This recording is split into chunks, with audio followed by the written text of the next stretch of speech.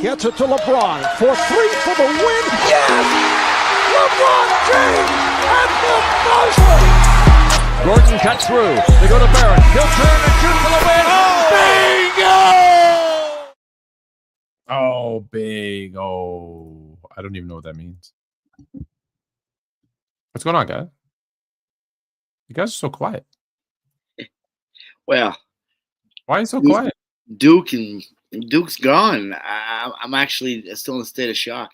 Are you a Dookie too? I am a Dookie. Yeah. Wow. Or is it because are you really like a Dookie, or is it because of Cooper Flag? Oh no, I'm a registered Dookie since 1993. So. Okay. So let me ask you a quick question before we get into their collapse. Why is it that everybody that comes out of Duke never actually pans out to be as good as they're supposed to be in the NBA? That someone did.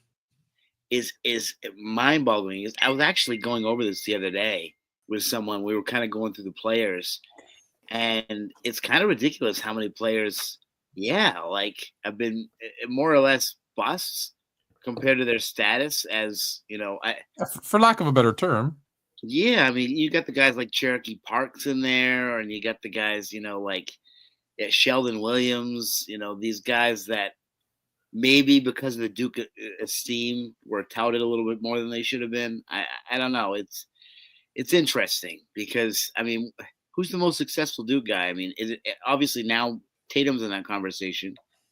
Yeah. Tatum might be the first one that's actually right. Like, I'm not going to complain.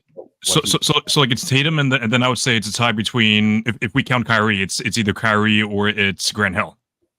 Right. And then what? Elton Brand is probably the next even tier. Grant Hill, but hold on a sec with Grant Hill. Like, Grant Hill looked to be the part, right? But because of injuries and whatever, he still didn't live up to, like, he was supposed to be the first LeBron, right? Like, when now looking back, you were like, here's a wing that can shoot, can pass, can do everything. But he didn't because of injuries, and I get it. It sucks, but it's a part of the game. It's a reality that injuries are part of it. So I'll give you Jason Tatum. I will give you Jason Tatum. Give me another Duke, and this is Jalen's a Dookie too with you, Ori. I just like calling you guys Dookie because I think that's funny. But what who else has panned out from Duke that was I would say a star in the NBA? I would say Elton Brand is another guy that I think did pretty well overall. He got drafted to the Clippers, and during when the Clippers were bad, so I think he was a little screwed. You don't think Elton Brand underperformed expectations as wasn't he the first overall pick? He underperformed for what he did. He was supposed to be like I'm not saying he's a bust. I'm not saying he's a bust, but like he underperformed what we thought Elton Brand was going to be. In fact, I think isn't he a GM now too? He is. He was a 2010 guy for close to a decade, I want to say. I mean, I don't know if he wasn't that long. Elton Brand? Close to it. It's pretty close to it. Yeah, I mean, 2010 for a while. Yeah. I know he played for a while, but was he a 2010 guy for a long time? 2010 for a little while. Yeah. I watched him. Look, 1, 2, 3, 4, 5, 6, 7, 8. Yeah, I mean, he had in his first 8 seasons, it's 6 of them. He was 20 and 10. He had an 18 and 10 and 18 and 10, and then he was 17 and 8. I mean, he gave you like 8 years of almost 20 and 10. And again, on the Clippers, you told me he gave me 10 years of 20 and 10. Now you're a decade. Yeah, so I mean, I thought it was a decade, but it was a little less. But he was a solid. I mean, he was an all-star caliber player for a decade. So from 2000 to 2008, he was a 20 and 10 guy. Okay. All right. Shout out Elton Brand. Shout out to Elton Brand. I'll say, you know what? Actually, Elton Brand, I know that he watches because we talk every once in a while. So I don't mean to be disrespectful to you. But was an 8-year 20 and 10 guy what we were expecting out of Elton Brand? Probably not. I think you're right that he still fits the label as a disappointment. Okay. Who else do we got? Who else? You guys got does Brandon Ingram fit in as a disappointment, or do we know he wasn't going to be that good? Because I for one didn't have too high expectations for him, but I know that some people were a little higher on him because he was the number 3 pick. I didn't either, but let's ask the Duke guys. To me, he is what everyone expected him to be. Right. When he's healthy and he plays, solid guy, fringe all-star caliber type of player. Again, the health thing for him. I think with Duke guys, one you got to understand, Duke before 2000 and I want to say 2014 or 13, they recruited guys like quote unquote 4-year type of guys, like 4 guys who stayed in school, even when other schools were going to the one and done. Krzyzewski still kind of held on to that mantle. So guys like Kyle Singler, who wanted that championship, but we knew was never going to be a great NBA guy, but was going to be in school for a while. I mean, obviously John Shire, Nolan Smith, and then those type of guys, even like JJ Redick, who I was big fan of in college. No one expected him to be a superstar in the NBA. I think he'd be a good player, and he ended up. I think he overachieved. So there's JJ Redick, but we don't expected anything from him. Christian Laettner, I would say, was an NBA disappointment based on what he did in college. Shane Battier, I don't think anyone thought anything. Grant Hill, like we said, because of injuries. Elton Brand, okay. How back do you want to? You want to Bobby Hurley? I know that was an accident again that kind of derailed his. Danny Ferry. Did anyone? I don't know. Anyone had expectations for him? Carlos Boozer. Oh, he showed some flashes. He had a career that I think I would expect. Like he was a good player. Yeah. Jay Williams. If it was for the motorcycle accident, well, that was guy, You're right. Another one because of an accident. Zion, I think, is a disappointment. Again, health injuries again. Even though people still put him in their top 12 when they rank him, he just goes like, oh, when he's playing. I'm like, yeah, when he's playing. Like, it dressed me up a wall. Yeah. I love that one. Okay, I'll go. Hold on to that one for a second when he's playing. Yeah, sure. Yeah. Luol Deng. Solid guy. He was okay. Stop me when you see someone. Sheldon Williams, Marvin Bagley. We talked about Brendan Ingram. Paulo Banchero. He might end up being the best. Yeah. Too early to tell? Way too early to tell. Like, I'm someone who's very high on him, but there are some glaring issues with him that we can talk about later. But my guy, Trajan Langdon. That's the dude right there. That's gonna be no. I always thought Trajan Langdon was going to be way better than he was. Really? I had high hopes for him. What about Vancouver Grizzly great Cherokee Parks? Yeah. Okay, I think going through this list. There's a lot of guys. Like, don't comment on them, but like Grayson Allen, Kyrie. Although Kyrie was there for like 15 seconds. Gene Banks. I said Mike Dunleavy Jr., RJ Barrett. We didn't talk about Mason Plumlee, Luke Kennard, Tyus Jones, Seth Curry, Jabari Parker. He underperformed. Quinn Cook, Gary Trent Jr. I love Gary Trent Jr., but I know Mark Williams should have been a Laker. Like there's the list. It's pretty impressive list. Like not the greatest college of all time, but not too bad. So okay. First, I said when he's available. So I know that you two Boston guys are going to hate this, but we were talking about the top 75 players of all time. I don't know how it came up again. Oh, I remember because this season, the 24-25 season is really the NBA's 75th season, right? Like, and this should be the year that we're voting in who are the top 75 players. So that's how it came about. And someone had said, well, this player and that player should have been on. And I said, well, no, because I don't, and you guys may or may not know this, I do not rank active players in my all-time lists ever, no matter what it is, with one player as an exception. Right. Which, by the way, everyone calls me a hater of him, but yet I make the biggest exception for him of all time. But anyways, I digress. So we're talking about the top 75 because this is really the 75-year anniversary. And we were talking about players that should have been in and players that weren't in. And I said, like, there's players that automatically got in because they were top 50 and they shouldn't have even been top 50, like Lenny Wilkins, and not Lenny Wilkins, so he was not in the second of the 25. Dave DeBusschere and Bill Bradley. But the one that really sticks out to me because people want to make a case, but you can't be considered an all-time great in my book if you don't do it long enough, and that's Bill Walton. And I know you Boston guys are going to hate this because I get it.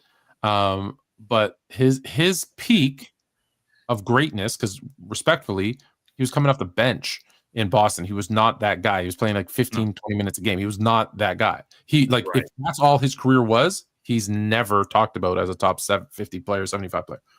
But his peak in Portland was 2.5 seasons. If you add up all his games played throughout his entire career, He played 6 seasons.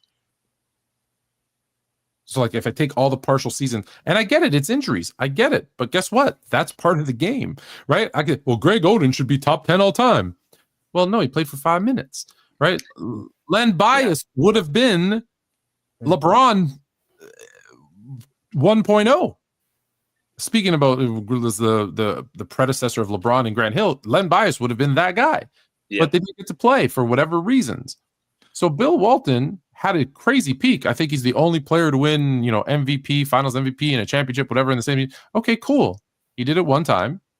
Awesome. That was a great season.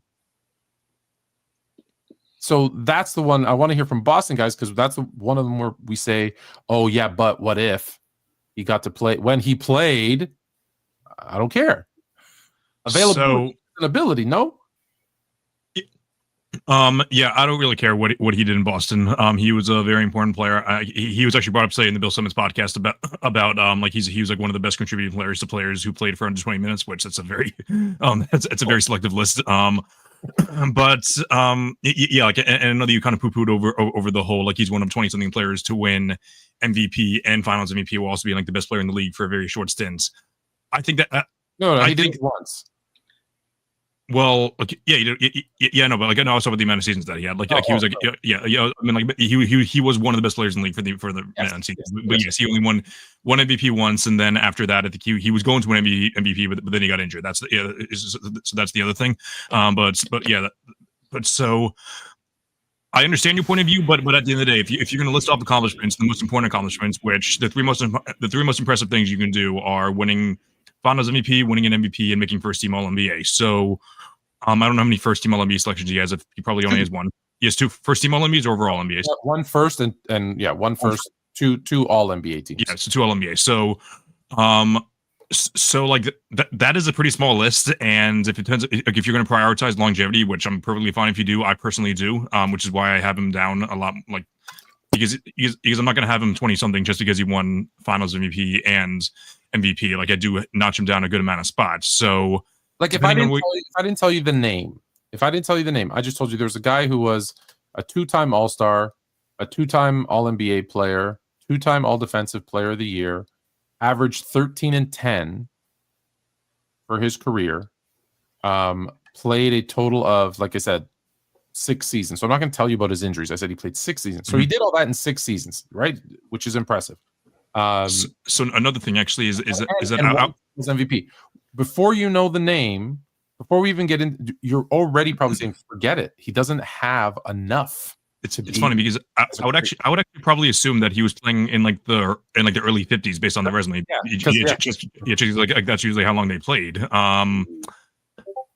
I don't know, like, yeah, like it's a tough one, and yeah, I do get your point, but it's like, yeah, like it's just like the small list that he's on of people that accomplished that, and also I know that this doesn't matter in the NBA discussion, but the fact that he is first or second, also second because Kareem's obviously one, but the second best college basketball player of all time is what. I'm not saying he's not a basketball Hall of Famer. Yeah. Okay. At UCLA is ridiculous. But what? Let me read something off to you. Okay. 35.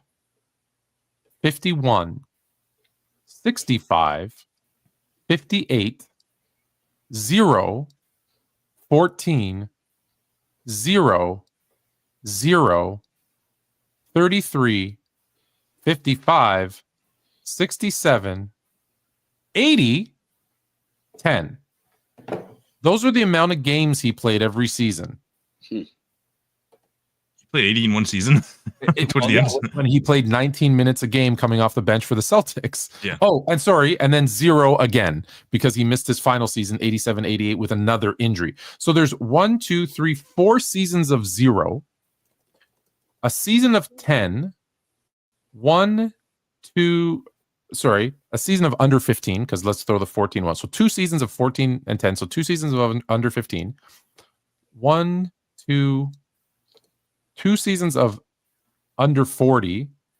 So he only plays more than half the season 1, 2, 3, 4, 5, 6 times. Like he played so little in the NBA to give him an all-time, like, a top 50 ranking over a player he was better than, Dwight Howard. Which is crazy. Paul George. Yeah. There's so many guys that were probably more deserving because, again, sorry, you don't have to just be great to be an all-time. Like he was an NBA great. To be an all-time great, you got to do it for more than 5 minutes, which is why I thought of his college career. They definitely like thought of his college career. And Bill Walton just has that name that, again, the name carries more weight than actually what he did in the NBA because of the injuries. But it is an iconic name, and I think that iconic, couple seasons he had with Portland with the championship. Then call it the top iconic players. Yeah, no, I think, but again, it wasn't even a top 75 list. It was we're too scared to be disrespectful to the old guys, so let's keep the original 50. So I made a huge mistake when you say don't disrespect them. I didn't realize someone had reached out to me and asked about my thoughts on Bill Walton, and I said, hey, he's really good for a short time. Shouldn't be on that list, and and I spoke honestly, like I am right now, about my injuries. He shouldn't be in the list. Like which is not the way everybody loved it. And they're like, "Do you know that he just passed away this morning?" I'm like, "Oh shit!" That wasn't the time and place for that one. Was it a family member that reached out? Yeah. I was like, "I didn't know. Why did you tell me that before you asked that question?" Yeah. Like, and they're like, "How dare you like poo-poo on a guy who just passed?" I'm like, "I didn't know." You can take out a lot of names, though. So now it's okay. Now it's okay. So in my most recent top 100 release, I had built one at 60, which is lower than what you would have him, but higher than, or higher than you would have had him, but lower than what other people would have. Lower than he was. Yeah. So I had him ahead of Bob McAdoo, Ray Allen, James Worthy, Paul George, Damian Lillard, Jimmy Butler, Joel Embiid, Hal Greer, Sam Jones. Those are like a few guys that I listed that I would. All of those guys had better careers, without a doubt. Joel Embiid too.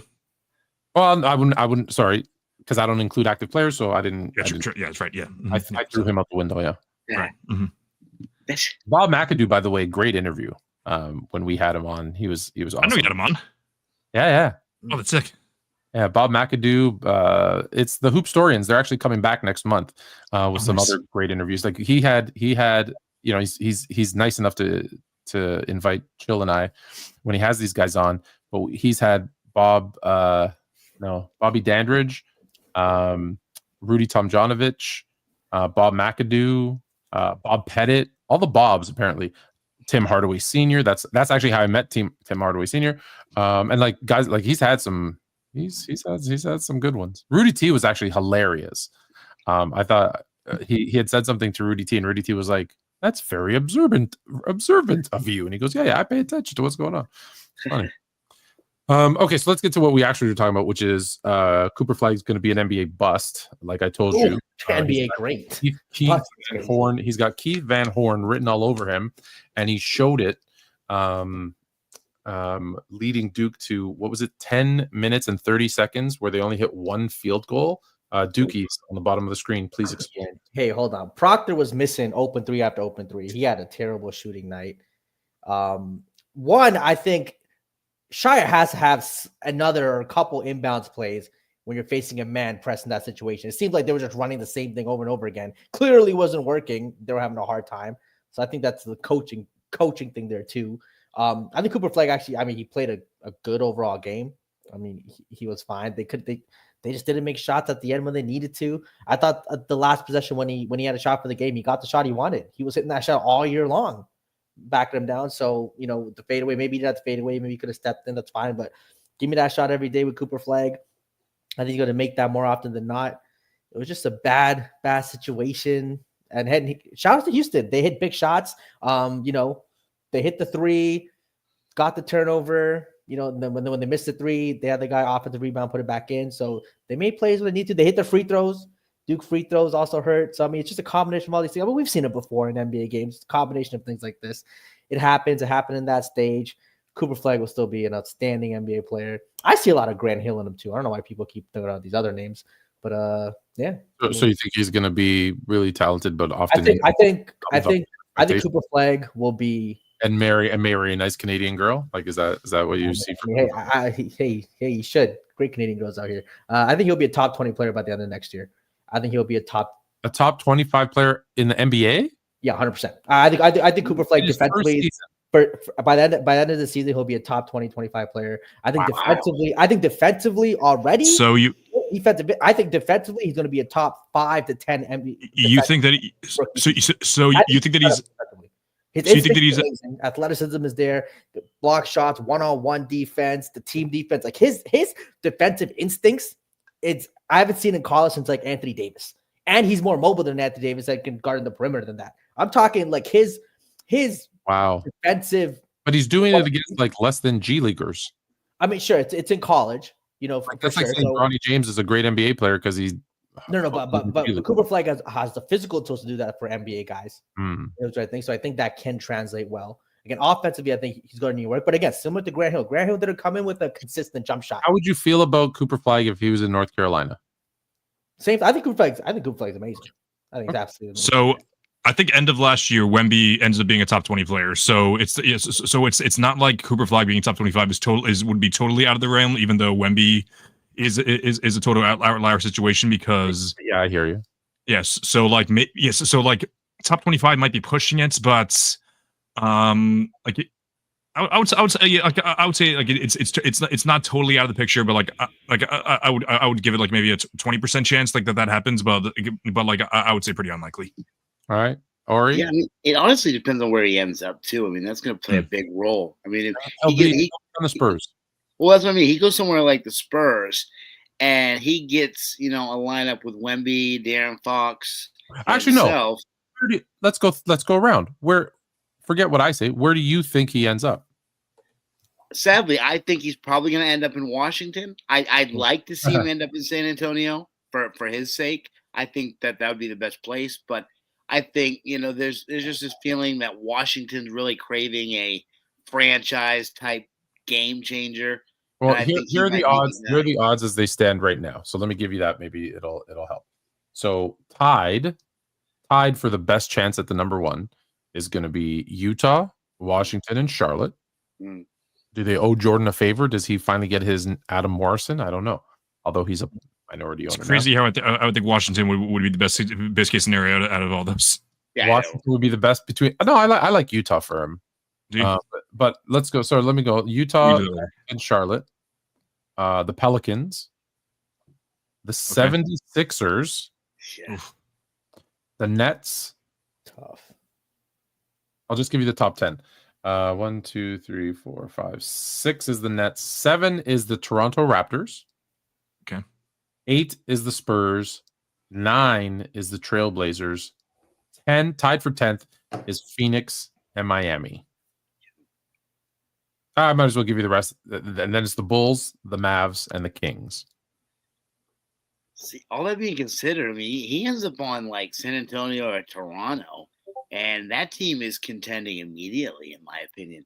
I think that the fact that he's so scalable of an athlete. Sacramento has like 0.5% chance. Like there's yeah, you can fit him into any scenario. They don't have enough wings in Sacramento. If he goes to San Antonio, I think they're top. I've always said this, right? I've told you guys this. I've said it to everybody who would listen. I believe they're building a new dynasty in San Antonio. Albedo loves this take, by the way. She told me, she's like, that's the best take you've ever had. Spurs, all lifetime Spurs fan, right? Because I said De'Aaron Fox is getting traded to San Antonio, and everyone said, you're crazy. De'Aaron Fox got traded to San Antonio. Actually, before that, I said Wemby's going to San Antonio. That was correct. Then I said De'Aaron Fox is getting traded to there. I did not know how good Castle was going to be. Did you say the same thing? I wouldn't toot your own horn on the San Antonio one so much because everyone saw that coming from a mile away that he was going to San Antonio. Like it was Tim Duncan and Robinson. Fair, but I'm just saying. I want to go back and because this makes sense. Castle, I did not see was going to be this good, and I think this season, like they said, work on your jump shot, be the starting two guard because at 6'6", super athletic, he's perfect. You throw Flag in at the 3, Wemby at the 4. We're going to probably team him up, like I said, with another one of your dookies, that 7'2" guy with the 7'6" wingspan, whose name I can never say. So, who one of my players actually on my youth team, shout out to the Warriors, won an overtime game today. Great job down the stretch, my boys. Kept their composure, and it was a close one. But he met him down when he was down in the Cayman Islands for like winter break, and he has this picture, and so my kids are like, they're like 11, right? So there's he's like, but anyways, and that's your center, and that's your dynasty with Coach Chris Paul, and Greg Popovich up in the media box doing his little thing. Like I think they're setting these guys up to be another Spurs dynasty. And yes, I believe in conspiracies, and yes, I believe the NBA is rigged for certain things. Yes, I believe the envelope was frozen for Patrick Ewing. Yes, I believe the Cavaliers did not actually win the draft, but they wanted LeBron going to Cleveland. Like, yes, I believe all of that stuff. Where do you think? So now that you know the 10, where do you think he's actually going to go? If not the Spurs, or you could pick the Spurs too if you want to. Same thing, to be honest. I want him to go to the Spurs for his benefit, but I think based on just the probabilities, I think the league would benefit from him being in Washington and giving that franchise kind of a shot in the arm. Really, when has Washington been good? Never. And I think that's probably why they need this so bad. Is maybe they just to give them, a franchise. Okay. Is the NBA better when Washington is good? Maybe. Doesn't really matter, probably. They haven't been for 50 years. So my point is, the NBA is better when the Bulls are good, when the Lakers are good, when the Celtics are good, when the Knicks are good. It's just the ratings that they're just better when those teams are good. I don't think anybody cares if Minnesota's good or Portland's good or Washington's good. No offense to those teams, but and a few others. I don't think anyone cares if they're good or not. So you think you should go to Philly? Markets matter less. I think markets matter less now than they did in the 90s and the 2000s. Oh, really? Yeah, no, I think 100%. I think now, just because of the kind of digital age where you're able to see games, like before it kind of mattered when you want a big market on national television games. Now people view in so many ways. Like I could watch any game. You want to check the ratings when the Knicks and Lakers. Yeah, sure. The ratings versus when they're good, the ratings are. But sure. But look at Golden State ratings with Curry. Golden State was never a big, like a big selling franchise for the NBA, but now they're one of the biggest franchise in the league because Curry's there, established reputation with the team. They had their ups and downs, but yes. Yeah, they had their ups and downs, but so I think a guy like Cooper Flag, they become really good. He's a franchise league changer. I think he's a franchise best player on a championship team type of guy. And you think Washington's that franchise? Look, I think it doesn't have to be Washington. I think Utah seems like a spot. Their last place. The Great White Hope in Utah. It seems like it's right there. Really like Utah because we're good friends with the assistant coach there, and he might help us out a little. I mean, hey, there you go. Look, I again, Utah with Laurie Markin in there. Shout out Scott Morrison. Walker Kessler. They got some young pieces there. Yeah, too, Walker Kessler, Laurie Markkinen. You're right. There's probably potential in Utah, and they have a good young coach. I think they've got the pieces, but they have the pieces. What do you have? Portland. I'm telling you, Portland. I love Portland. Portland has a guy in Denny Avdija who can be a top 20 player in the league. That's how good that. I don't care anymore. Denny Avdija is absolutely amazing.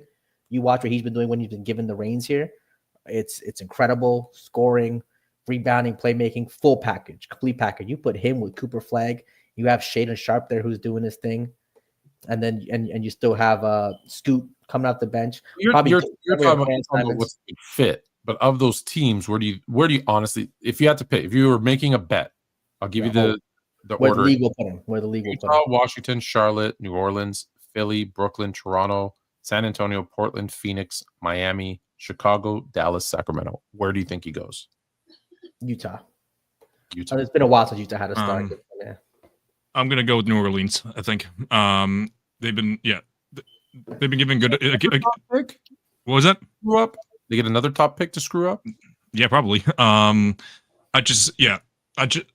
Even though they've screwed up a lot of things, I do still kind of believe in them because I'm a big fan of both Trey Murphy and Herb Jones. And obviously, adding on Cooper to the mix could be fun. But obviously, three wings could be a weird fit though. But at the end of the day, I do like the Pelicans organization.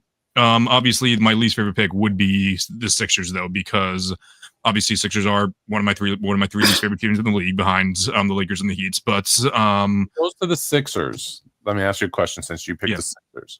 Mm-hmm. Goes to the Sixers. Do they keep Embiid or trade Embiid and build around Flag? Ooh, that's a great question. And I think you got Maxey. You got Maxey, who's I think could play well as the one next to Flag. You obviously got to get rid of Paul George. Like let's be like he stinks. But the Embiid is the question: is he the 5 that anchors that team, or is it like we've had enough of him? Let's see if someone else will give us too much. So I think you could get. I think I'm going to mix in Embiid and Paul George in this question because it applies to them too. Their stock is at their lowest now. I think that Embiid's maybe can't get them much higher because even if he comes back and has like an MVP S season, people are going to say like, okay, we know he's going to get injured next year. Right.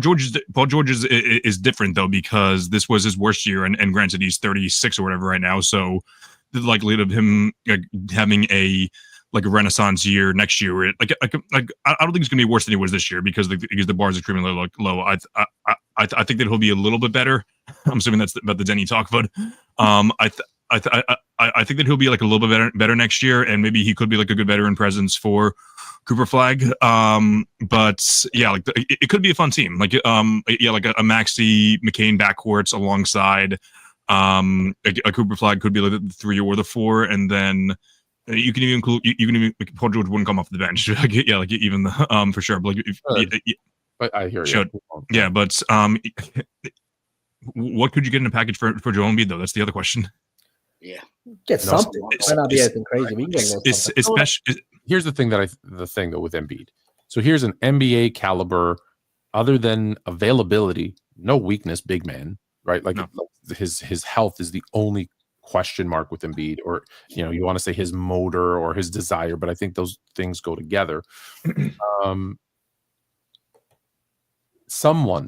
There's going to be, because you only need one team, someone's going to think, oh, if we get him here, he's the difference maker, right? Like now the Lakers have nothing to give, but a team like that, what's that? The Suns. Who? That's what I said. The Suns, yeah. The Suns, yeah. The Suns. Like, there's going to be a team that will mortgage their future because they feel he's the one piece they need. Because let's be honest, NBA teams understand starting 5 is the most important thing to build. And then we can fill out, the bench, because at the end of the day, if we're healthy, and that's the assumption you have to have, once we go to the playoffs, we're running 8 max anyways, right? It's an 8-man rotation. So as long as I have 3 guys off the bench, I don't care about player 9, 10, 11, 12, 13, 14, 15. I don't care. It's, do I have 3 guys off the bench that can score, rebound, defend? Those are the 3 things you need: score, rebound, defend. I got one of each, or someone who does it all. I'm good in the playoffs. So if you have, and again, you can't keep everybody, but if you have Beal, Booker, KD, and you can bring in Embiid, okay, granted, you got to get rid of one of those guys. You're like, oh, I got to try it. If you're the Lakers and you're like, hey, I got Luka and LeBron, and I'm bringing Embiid, you unfortunately, like Reeves, the Hachimura, it doesn't matter. They're gone. Possible, but so yeah, I'm just saying, there's gonna be, all it needs is one team that says, I think this is the guy, right? Like, Minnesota's like, hey, will you take X, Y, and Z? Because I think if we had him instead of Gobert, hey, we'll get, you guys need a center over there, we'll give you Gobert and Randall, sign and trade, and right, because we think Anthony Edwards and Embiid, that's the pairing. Again, I'm throwing out crazy ideas, but my point being, there's going to be someone. Don't be surprised. The team that we didn't talk about, the Raptors, who probably aren't going to win the Cooper Flag sweepstakes, and I don't wish that on him either. Masai Ujiri has a very good relationship with Joel Embiid. They have a very deep team, but not a very good team, if that makes sense. Like, when I say very good, like a championship caliber team, what are they missing? They're missing a big. So if I can find a way to keep, Scotty Barnes, RJ Barrett, and throw Embiid into the mix, and you can have Dick, you can have,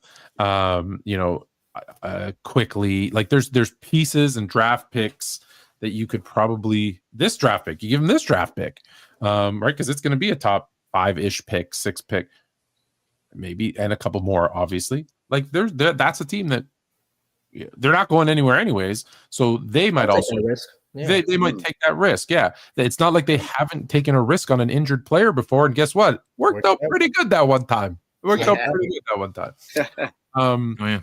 Have you guys seen what Steph's doing right now? This is just so stupid. He has 3 points in the fourth quarter. 7 And minutes. just so you know, I don't know if you were watching the game. The one three-pointer that he has It was a heave. heave at the end of the half. Well, for him, it's just a regular shot, but for anybody else, it was a heave at the end of the half. Like, yeah, And it's so stupid because it's just like, you put $50, you're about to win 900. He's the last leg. Everybody's hitting. Jokic doing his thing, going nuclear. And you see this idiot Steph Curry not hitting it. So stupid. I knew it had something to do with your bet. It's so tilting. It's so tilting when everything else hits and you just have one guy like Curry. He's coming off of 52 points, 36 and 37. He has 3 in the fourth quarter. But then you should bet the under because normally when they come off a big game, they always have a stinker the next one. You should know better. Sure, but I mean, 3. Come at least give me a sweat or something. 3 in the fourth quarter. I can't remember the last time you had. You know what's the best way not to lose a bet? Don't place it. That's no fun. Place it in the That's first. no fun. Yeah, it's pretty sad when. That's what's so. I'd rather just miss it all than have like 5 guys hitting that one guy step anything. It's like, be annoying. Just because I said the Raptors, why are they winning games right now? Yeah, it's Raptors, the Blazers, the Nets. Like, they won another one. What is wrong with them? You're trying to get a draft pick and you're not catching Miami. You want to be the best eliminated team. You're eliminated. They are playing bench guys or guys they haven't started, but they're just making plays. Like even today, Jamal Sheed, looked like a really good point guard. Jonathan Mogbo played solid. Jacoby Walker, he only played a few minutes. I know he got it's also funny because it's not like they're like young and they're like a young team with a bunch of guys that are like trying to prove themselves like in this league. These are a bunch of veterans who are just like they got traded to the team. That you got Ingram, you got Barnes, you got Quickly, you got Pirtle, and Ingram's out, but it's Ingram's out. Yeah, Sheed or Sneed, whatever he just said. Yeah. He's a rookie, is he not? He's still young. I mean, Jacoby Walker's young. Guys that are playing and winning are but you're right. It's a team that should know better. Yeah. But that being said, okay, so Duke choked. They stink. What'd you expect? Google Flag's gonna be a bust. Let's move on to something that's near and dear to my heart. Hey. So Ja, this is very controversial, right? Ja gave him the guns, got warned. Next night, did it again. And the NBA fired back. Fined him $75,000. And the defense is, look at all these other guys. Here's 20 other guys who've done it, and they get nothing. Why Ja? That's the one side of the argument. The flip side is, well, he was already in trouble, suspended for having a real gun and doing stuff with a real gun, and he's been warned that, listen, if it's the first time you kick a dude in the nuts, you don't get fined. If your name is Draymond Green and you do it, you get suspended, right? Your history matters in this. So those are the two sides. I'm not doing that ever again. Those are the two sides of the argument. What is your side, or is it somewhere in between? We're gonna go around, Chris, on Ja and the fine and the 2-gun salute. So I'm a middle school teacher, and under the student disciplinary code, it's first offense. First offense, we send an email home. Second offense, we send them to the guidance counselor. Then we also call the parent home. Third offense, call everyone, and then we have a meeting. Fourth offense, we start throwing detentions out. And I like that procedure. If you do one thing wrong, do a little slap on the wrist, just try to nib in the bud right away. Punishments get more severe as you mess up more.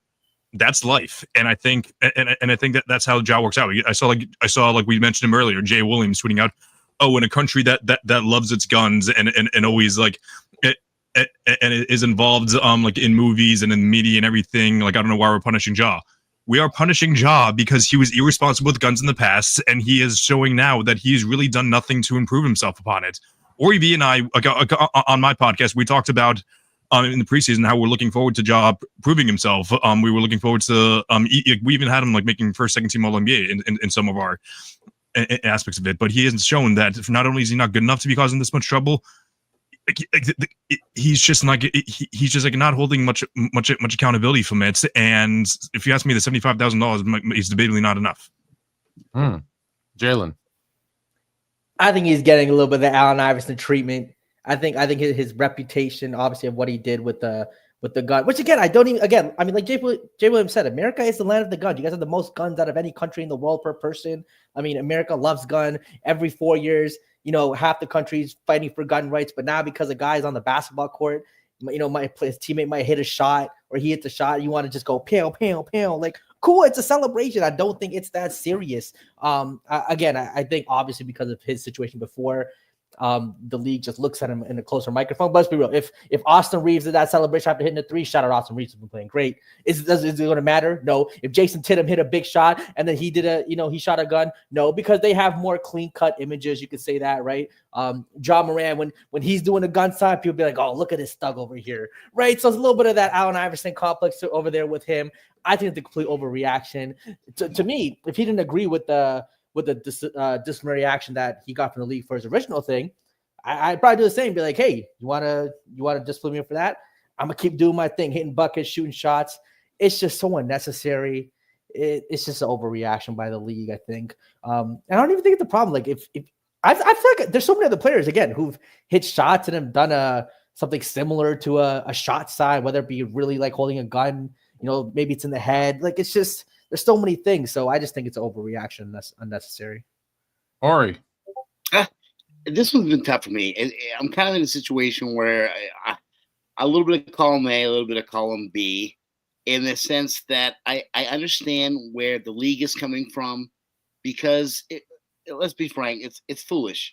It's kind of childish, and mostly because of the history.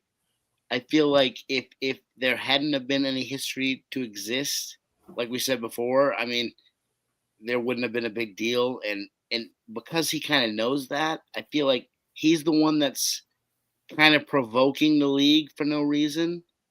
And I guess I don't understand what his end game is at that point, because what are you looking to try to accomplish? You're the one that needs to kind of save face and keep your legacy looking good and keep your brand looking good.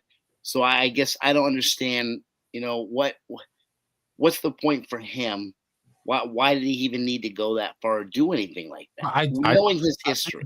I think it's because that's just a celebration that a lot of players do. And which is true, but like when you kind of have that sensitive history, I feel like you also kind of have to keep that in mind.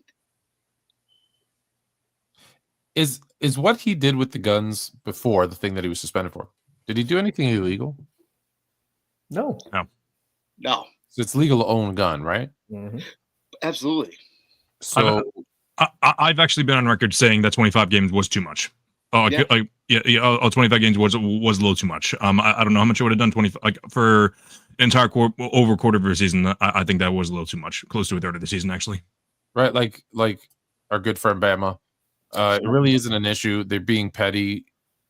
It's not illegal to own a gun in Tennessee, right? So that's back to the original thing where he had his guns and they gave him 25 games, but he didn't do anything illegal. The only thing that's written in the NBA rules is you can't have a gun no matter what, whether it's legal or not, licensed or not, doesn't matter, at an NBA venue or at an NBA event.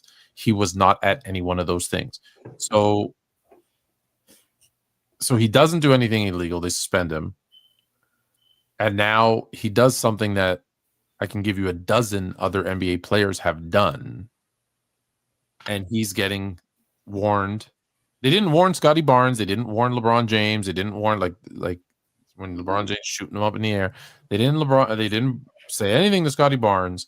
He gets a warning, and then I believe he did it purposely the second night in a row because of the warning, and they fine him $75,000. So who balks first? Is it the NBA that says we'll show you, or just whatever, they let it go, or does he say, or do they keep pushing and force him to stop a celebration that is done right across the league by tons of players? I think that personally, if they stop punishing him, honestly, I know this is kind of refuting my point from earlier, but like if they stop punishing him for doing his on the court actions, I feel like this thing would go away and no one would be talking about him doing that stuff anymore, because it's not like he's doing this every single play. He's only doing it like once or twice a game. So, and it's not like he's going to continue doing more illegal stuff off the court. Which again, he didn't do anything illegal off the court. Off the court. So yeah, I shouldn't say more. Yeah, let's not say he's done nothing illegal. Yeah, like okay, more irresponsible stuff off the floor. Irresponsible. It's not like he's going to continue doing more irresponsible stuff off the court. If that occurs, because like he did have a bigger punishment from his off the court action, Sure. than that. So like I don't think he's going to do that again. So maybe this one little thing quirk that he does, which other players do, isn't that big of a deal. I don't know. Well, maybe Bama's right that they should punish guys like Anthony Edwards. I mean, hey, that's a bigger problem than someone just waving some a bigger problem. Yeah, 100%. That's more You gotta prioritize these things. Which it's hilarious how in starting five, like they made it seem like he was like this guy who was like all ready to settle down, just for us to figure out off the camera he's like literally just paying like off these like literally like 4 or 5 women. Like nothing that someone says and does when they're on and they know they're on camera. But anyways, so we all I think agree the NBA is the one that's kind of taking this too far, right? Even though he shouldn't be doing it, they've told him not to. It's not a big deal. But does anyone think it's a big deal? Okay. No, I don't think it's a big deal. I think it was just kind of one of those situations where the NBA was kind of almost put in a tricky spot where I think he almost forced them to have to do something, especially by doing it the second time. Maybe because I'm in youth sports, and maybe youth sports has gone too far. But like I see guys doing this when they hit a three all the time. Yeah. Like and it's like I think it's hilarious, and like they're not getting a tech and they're 11. So why can't a grown man do that? Where I don't think he did it specifically at anyone. I think he did it at the rim or whatever. But even if he did, like Scotty Barnes clearly pointed right at Bridges. Is it because we've seen him with a gun, so now that's a threat? Because it's just that's why. Yeah, like that's the only great reason to explain it, I think. All right, let's move on because I want to get everyone's predictions. We're gonna do a little game here. You know, I like, and then we'll open it up to you guys if there's anything.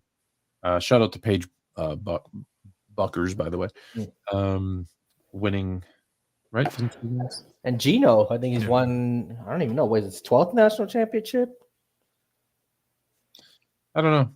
I was on at 3:00. I was busy. I had my own game. Overtime win, by the way. Did I mention that? Great coaching. Yeah, that's right. Gino doesn't get respect as like maybe the greatest coach ever. Because he respectfully, and it's because he coaches women. Yeah, 100%. And no one watches it, and coaching is just as important. It doesn't matter who you're coaching. Like 100%. Yeah, it's a shame. Like I saw people complaining that the game was on at 3:00.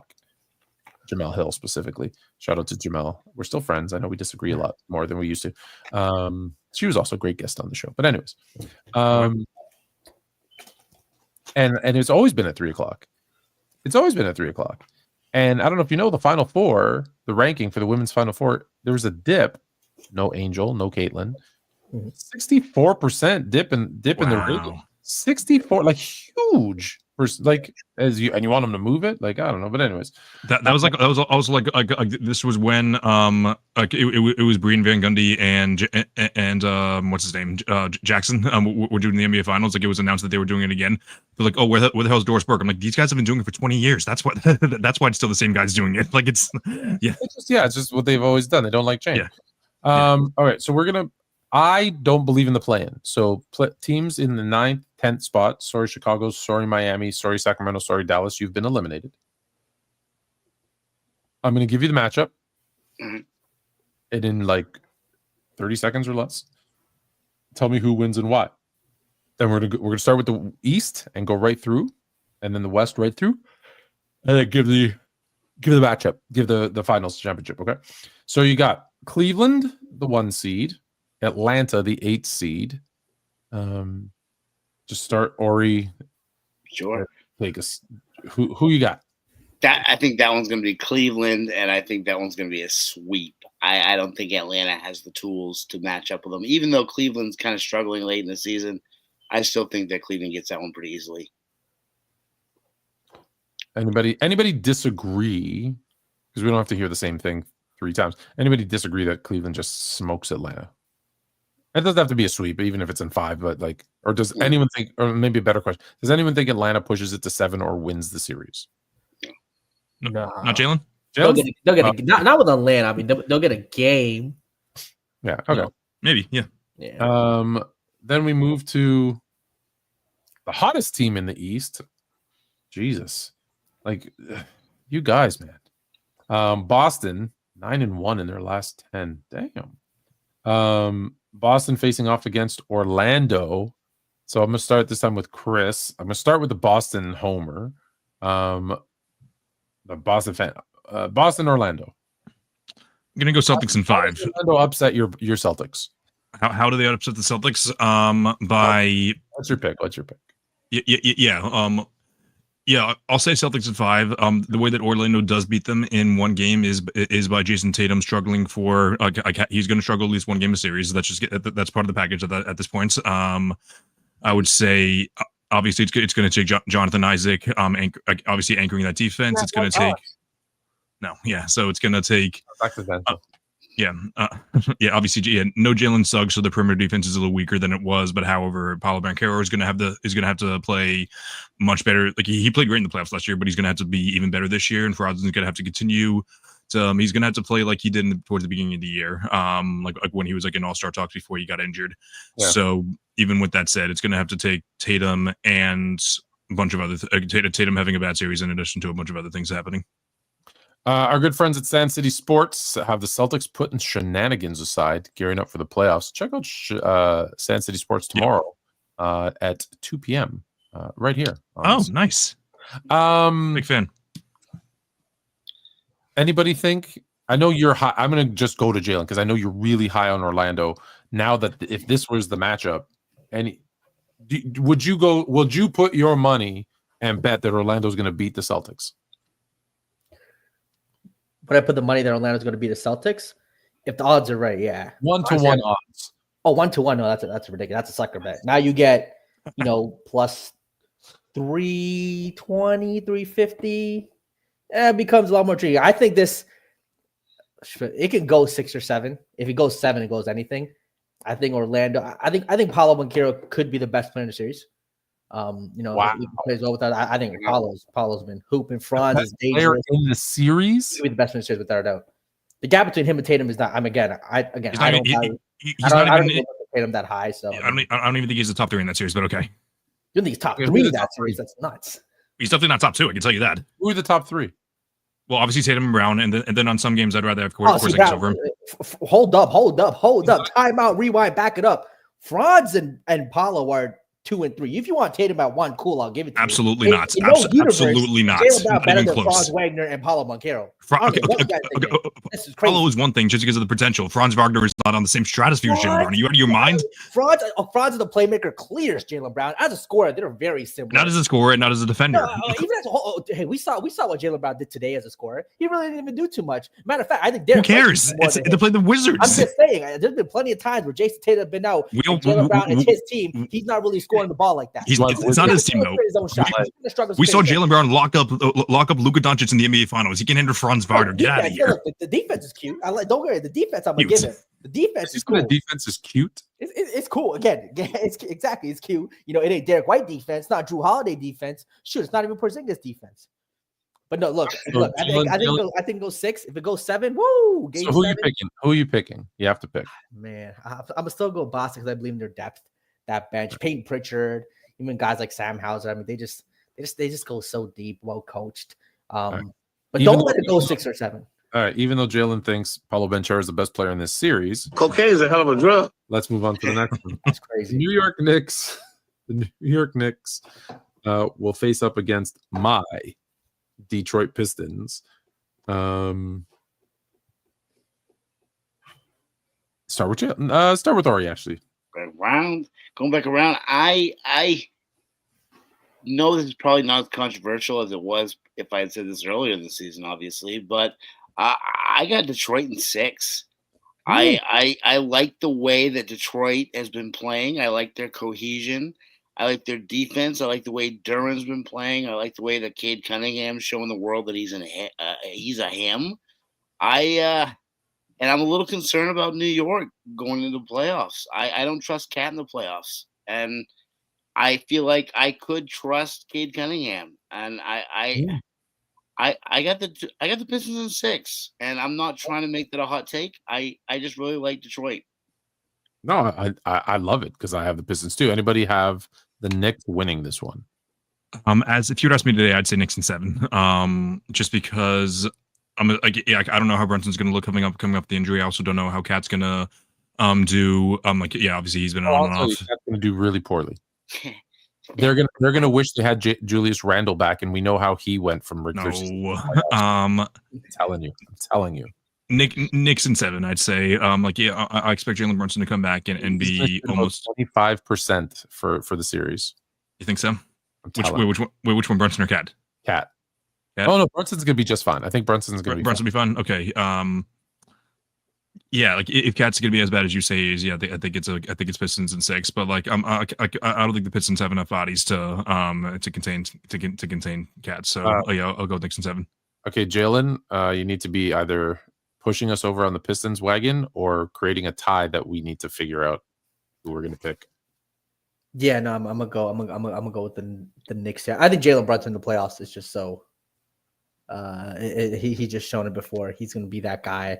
Love Cade. I think Jalen Duran's gonna give Cat some problems. Cat has struggled with some physical guys. We're still able to stay with him in the perimeter.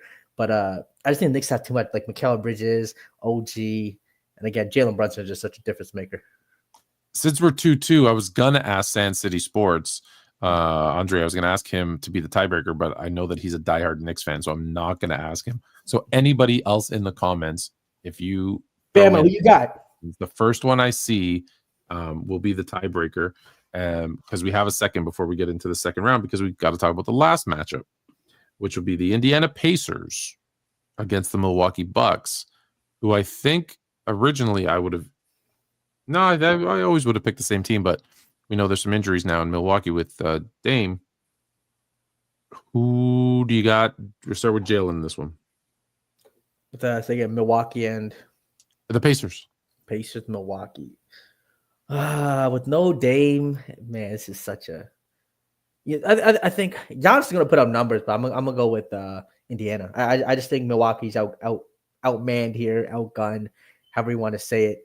Halliburton, Siakam. Even guys like Nembhard, who's been really hooping recently too. I think I probably trust him over guys like Kyle Kuzma, who we've seen in the playoffs before, not really perform. Brook Lopez, I think, could do well, but then you have Miles Turner for the Pacers. I'm gonna go with the Pacers just because Lillard is hurt. Yeah, it's just not gonna get it done. So Pacers in 6. Pacers in 6. Chris, I got Pacers in 6. Okay, no, I'm gonna go Pacers in 5 actually. I think that's in a series where both teams are fully healthy. I think there is a world where Giannis and Dame would be the 2 best players in the series. However, there's also a world where Tyrese Halliburton is the 2nd best player in that series, especially with how he's been playing the past couple months. And after that, I just don't believe in the Bucks at all. Yeah, Kuzma's a fine player, but I think that Siakam clears him. I think that I like their depth. I think that coaching goes to Indiana as well, even though I love me some Doc Rivers, but I do think at this point in their careers, I think that Rick Carlisle is clearly the better coach and would definitely go with I'll definitely go with the Indiana, especially with how they've been doing the past few weeks, especially with how I'm probably going to put Tyrese Halliburton for my All NBA team with how great he's been doing for the past few weeks. I love me some Doc Rivers. Are we going to let that slide? Another one. He won us a championship. He won us a championship. Yeah, he should have given you 2. It's riding those coattails. Which year? 2010, I guess you talking about. 2010? No, 09 Garnett was out in 2010. 2010. The Lakers were the better team, but I don't. At the end of the day, I'm going to agree with you guys. I think Indy is too powerful offensively. And the Bucks just don't have enough defensively to stay with them. I could see this series being over in 5 and really leading to a lot of those what happens to Giannis next questions. They pair him up with Embiid in Toronto. Giants of Africa. The Masai is going to bring him. We got to Embiid legitimately might average though like a 38-point triple double, even like a 40-point triple double, because he put some crazy numbers against Indiana. I think he actually has. You said Giannis? You mean Giannis? You Giannis, said yeah. Sorry, yeah, no, Giannis. Oh, I'm sure he has like the highest his scoring average against any team. It's I believe the highest is Indiana. Listen, even with Dame, I was picking the Pacers, so this just makes it a lot easier for me. All right. So unfortunately, Bama flip-flopped between Detroit and New York, but went with New York in 7. So the matchups are Cleveland, Indiana, Boston, New York. So Cleveland, Indiana. I'll go Cleveland in 6. Let me just say this. Does anybody pick Indiana? No. Okay, so Cleveland, just deeper, better, all-around team. Yeah, for everybody. Okay. Is there anything like standing out like, oh, I gotta say this about Cleveland and why they beat Indiana, or is it a pretty foregone conclusion? I think it's just one of those things where their defense is enough to kind of mess with Indiana's style. And in Indiana's strength is how quick is how like fast their offense is, and Cleveland's even better at that. So yeah, I'll go with them there. Okay. This one. So Boston, New York. They barely scraped by Detroit. How do they do against Boston? It's a smoke show. I think it's ugly really quick, and I'm going sweep. I'm not even being a gentleman about it. I'm going sweep all the way. Oh, good. I don't believe that gentleman nonsense. Right. This is the person. I think this is the person on the show that always being more or that I'm being more generous than Ori with the stuff. I'm gonna say, I'm gonna say Celtics in 5. Yeah, like they're up 3-0 on the Knicks this season. The Knicks are probably going to win that 4th game. I'm assuming. So maybe the Celtics sweep as a result of that. But yeah, I'm going to go Celtics in 5 just to play it safe. See, on paper, pick the Knicks. Let's go. On paper, I just see you see the matchups. I guess Derek White's probably going to be out Brunson or Drew Holiday, and having Mikal and OG be primary defenders for Jaylen Brown and Tatum, I think is a great 1-2. Cat's going to keep Porzingis busy. They can both kind of score on the perimeter. Obviously, interior defense, I'm going to give the edge to Porzingis. But I do think the Knicks match up well. Even in the series, like looking at some of the games, Boston shot incredibly well. I mean, they shot close to 50% against the Knicks when they won 118-105. I'm seeing that. From 3, 38%, which is fine, but they could shoot that a lot of games. But they did shoot really well against them. I wonder if some of that shooting variance goes down, it could be some close games. On paper, they do match up. Obviously, the series, Boston has won it. But again, I'll go back to the kind of same thing with when you have the best player in the series. Can Jalen Brunson outplay Jason Tatum? Wouldn't be shocked. I've seen Jalen Brunson do amazing things in the playoffs. So we'll go Knicks in 7. We'll go Knicks in 7 here. I think Mikal Bridges, Knicks in 7. Knicks in 7. I think Mikal and OG. OG been hooping since, especially when Jalen Brunson been out. OG's been hooping. He's giving you 25 every night on a great efficiency. So OG's been really hooping. Jason Tatum licks his chops every time he sees those wing defenders. I mean, I am shocked that you actually went with the Knicks, because I was gonna say I'm gonna be with you guys that the Celtics win, but I don't think it's as easy as 4 or 5 games, because to your point, Tatum's gonna give him 1, right? Tatum's gonna give him 1, and I think that Jalen Brunson gets him 1, so it's 6. But it's you're not gonna feel worried that it's 6. It's going to be like, you know what I mean? Like, yeah, you're never going to be concerned that they're going to lose the series, even though it's in 6, if that makes sense. I noticed how you got a nice comment from your brother and you immediately posted it there. Yes. Yeah. Well, like I was literally going to say the same thing. I'm sure it doesn't surprise you that we have a lot of the same opinions on this stuff, but They have a god awful point of attack defender. They have a god awful rim defender.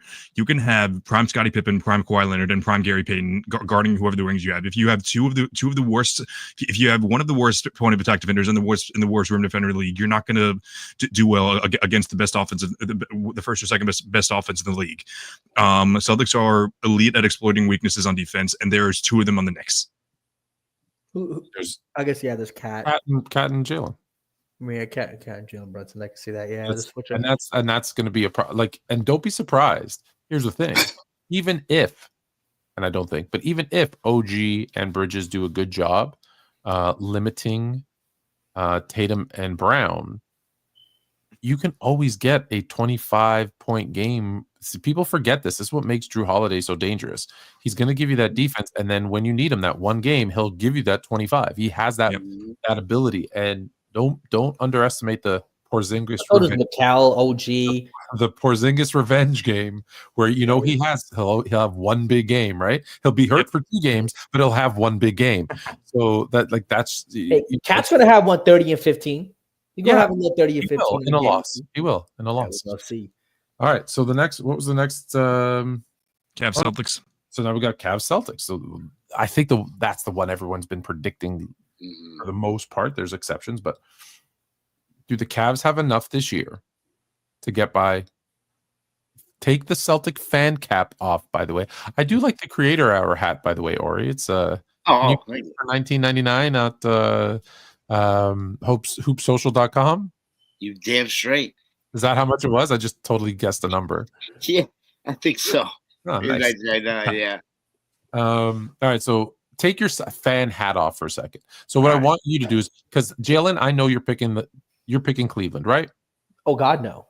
I just think the Knicks match up so much better against Boston. It's Cleveland, yeah. This is going to be Boston in 5. This could be Boston in 5 or 5. Yes. What I want is Chris and Ori. Yeah. I want you to combine. Tell me how Cleveland wins this series. Just to make you're picking the Celtics, but like both my brother that commented and my older brother as well. Like the two of them disagree with me on the subject. I think the Cavs. I think the Cavs match up would pretty well with the Celtics. To be honest with you. So, shout out to my unofficial co-host. So, tell them. Oh, for sure, yeah. So I think that first of all, I know that Jalen disagrees with this, but I think that any game Donovan Mitchell can take over and be the best player in a game against, maybe not the series, but in the game against the Celtics, Donovan Mitchell could be the guy to take over, and he's done it multiple times before. He loves playing the Celtics. In addition to that, Celtics do tend to struggle against teams that go double big. That's especially when it's a guy like Evan Mobley who's one of the best defenders in the league, and obviously Jared Allen is someone who Tatum can actually not even hang with. He's cooked him in the past before, and he can. But I just think that based on ways that that their defense is built, I think that Kenny Atkinson is debatably the coach of the year. I know that Fluent disagrees with that, but they just have multiple ways of exploiting the Celtics offense, which granted, I think that Joe Mazzulla is an elite coach as well. And the Celtics probably had the personnel to do so. But I think it's going to take Donovan Mitchell having a great series, which can happen, and it's also going to take the Cavs just constantly flipping switches on the defensive end, and it's also just going to take the weird games from Dean Wade and from Max Strus and even DeAndre Hunter, because obviously whenever Celtics lose series, it's not even Celtics, this is everyone. It takes weird games from people. You saw it happen with the Heat, and you saw it happen with the Warriors, with Wiggins. Yeah, they're gonna lose not only because of the star player, but also because of the weird players off the bench. Yeah, it's funny that just to be clear, because you said I disagree with the coach of the year. I'm not saying that Kenny hasn't done a phenomenal job. He has, and in any other season, he probably wins it hands down.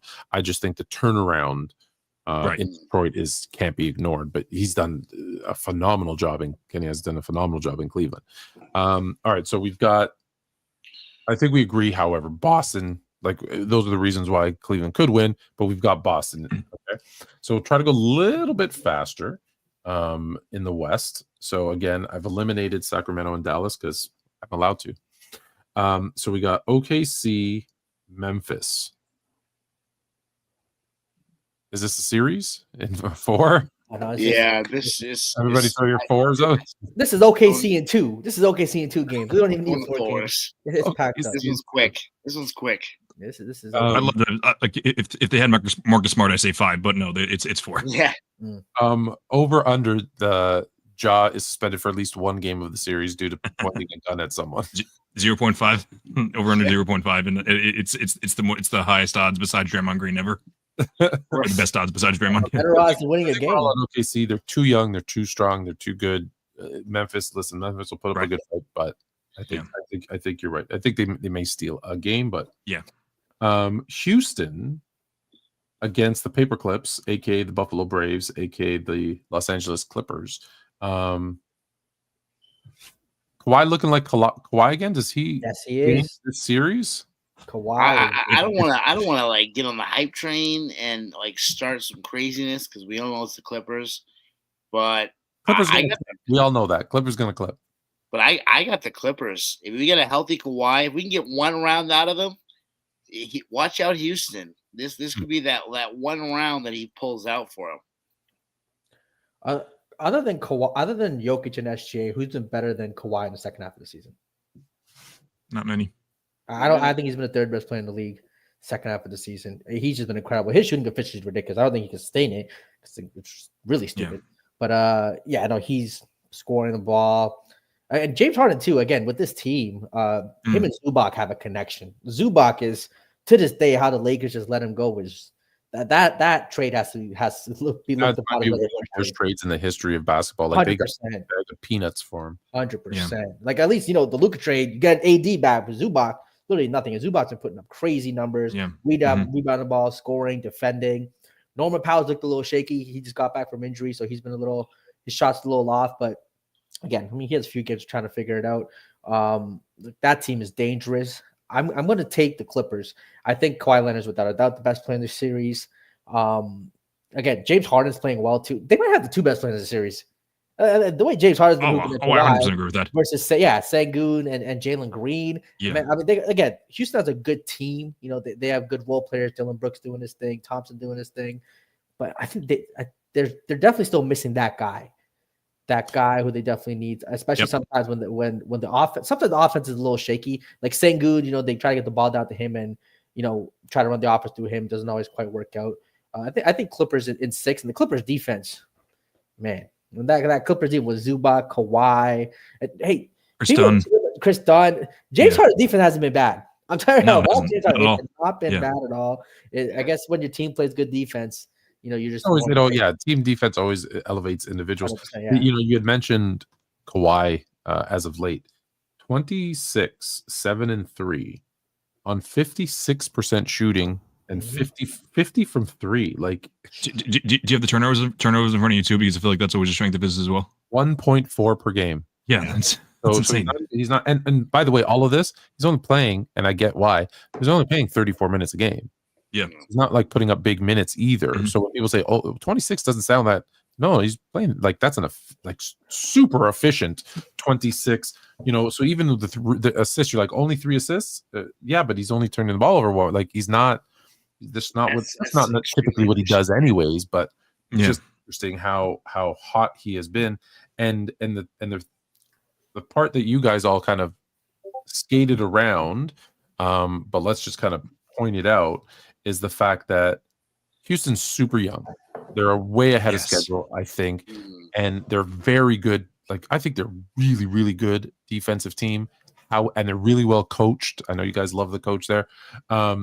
But they're missing a scorer. That's why all the talk about the offseason is, if they get a scorer, if they get a scorer. Well, you're playing up against a team that has 4 guys that can drop 20 on you? Mm-hmm. Easily. There might be a 5th. I might be forgetting someone. But if Powell's healthy, Powell can drop, Harden can drop. I think Zubac is averaging 20 on them.